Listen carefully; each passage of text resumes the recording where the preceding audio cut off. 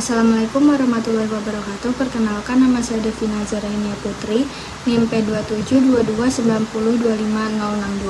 Di sini saya akan membuat video presentasi mengenai karya tulis ilmiah yang saya bikin sebelumnya. Karya tulis ilmiah saya berjudul Hambatan Perkembangan Bahasa Anak Usia 5-6 tahun selama pandemi COVID-19. Bab 1. Pendahuluan. A. Latar belakang. Anak usia dini 0-6 tahun berada pada masa emas, di mana perkembangan fisik, kognitif, emosional, dan bahasa berlangsung pesat. Pandemi COVID-19 menyebabkan gangguan signifikan terhadap proses belajar dan interaksi sosial anak. Pembelajaran daring, pembatasan sosial, dan peningkatan penggunaan gawai menurunkan intensitas percakapan dua arah antara anak dan orang tua. Akibatnya, terjadi hambatan dalam perkembangan bahasa anak usia 5-6 tahun yang berpotensi memengaruhi kesiapan sekolah dan prestasi akademik di masa depan. B. Rumusan masalah. Yang pertama, apa pengertian perkembangan bahasa anak usia 5-6 tahun? Yang kedua, faktor apa saja yang menyebabkan hambatan bahasa selama pandemi? Yang ketiga, bagaimana bentuk hambatan bahasa pada anak usia 5-6 tahun? Yang keempat, apa dampak jangka panjang hambatan bahasa terhadap kesiapan sekolah dan prestasi akademik? C. Tujuan penulisan. Yang pertama, menjelaskan pengertian perkembangan bahasa anak usia 5-6 tahun. Yang kedua, mengidentifikasi faktor penyebab hambatan bahasa selama pandemi. Yang ketiga, mendeskripsikan bentuk hambatan yang dialami anak. Yang keempat, menganalisis dampak jangka panjang terhadap kesiapan sekolah dan akademik. Selanjutnya ada bab 2, tinjauan pustaka. A. Perkembangan bahasa anak usia 5-6 tahun.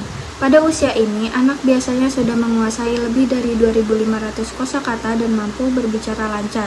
Mereka dapat memahami instruksi, menceritakan pengalaman, serta mulai membaca dan menulis sederhana. Bahasa digunakan tidak hanya untuk kebutuhan dasar, tetapi juga untuk mengekspresikan ide dan berinteraksi sosial. B. Faktor-faktor penyebab hambatan bahasa selama pandemi COVID-19. Yang pertama, pembelajaran daring mengurangi interaksi langsung antara anak dan guru. Anak usia dini membutuhkan pengulangan ekspresi wajah dan kontak langsung untuk memahami bahasa. Kelas daring cenderung terbatas dalam komunikasi dua arah dan sering terganggu koneksi internetnya. Yang kedua, waktu interaksi orang tua berkurang karena kesibukan dan stres selama pandemi, sehingga anak jarang mendapatkan stimulasi bahasa seperti bercerita atau bermain kata. Yang ketiga, keterbatasan akses teknologi membuat sebagian keluarga tidak memiliki perangkat dan jaringan internet yang memadai. Akibatnya, pembelajaran daring tidak berjalan optimal dan anak kurang mendapat kesempatan belajar berbasis komunikasi aktif. Yang keempat, pemakaian masker menghalangi anak melihat gerak mulut dan ekspresi wajah lawan bicara. Hal ini menyebabkan anak kesulitan meniru pengucapan bunyi dan memahami emosi dalam percakapan. Yang kelima, isolasi sosial membuat anak jarang bermain atau berinteraksi dengan teman sebaya. Padahal, interaksi sebaya sangat penting untuk mengembangkan kemampuan bahasa sosial seperti bergiliran bicara dan memahami konteks percakapan. C. Bentuk-bentuk hambatan perkembangan bahasa. Yang pertama, gangguan fonologi dan artikulasi, yaitu kesulitan mengucapkan bunyi tertentu seperti R, S, atau L. Yang kedua, gangguan semantik, yaitu keterbatasan kosakata dan kesulitan memahami makna kata baru. Yang ketiga, gangguan sintaksis, yaitu kesulitan menyusun kalimat lengkap atau memahami instruksi panjang. Yang keempat, gangguan pragmatik, yaitu ketidakmampuan menyesuaikan bahasa dengan situasi sosial. Yang kelima, gagap atau stuttering, berupa pengulangan bunyi dan kesulitan memulai bicara.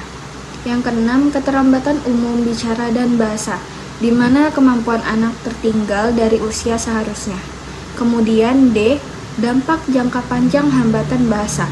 Hambatan bahasa dapat menyebabkan anak kesulitan berkomunikasi dan memahami instruksi di sekolah.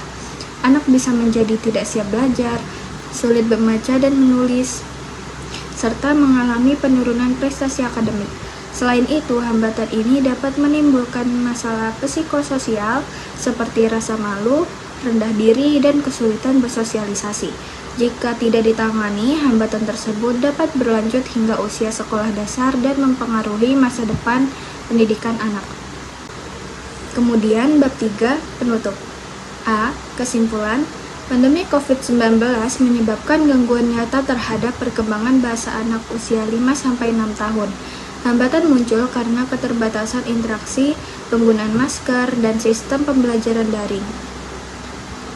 Dampak jangka panjangnya mencakup penurunan kemampuan komunikasi, prestasi akademik, serta masalah sosial emosional.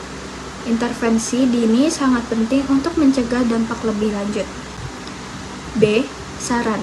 Orang tua perlu memberikan stimulasi bahasa secara aktif di rumah, seperti bercerita, membaca, dan bernyanyi. Guru sebaiknya menerapkan metode pembelajaran yang interaktif baik daring maupun tatap muka. Lembaga pendidikan perlu menyediakan sarana dan pelatihan pendukung.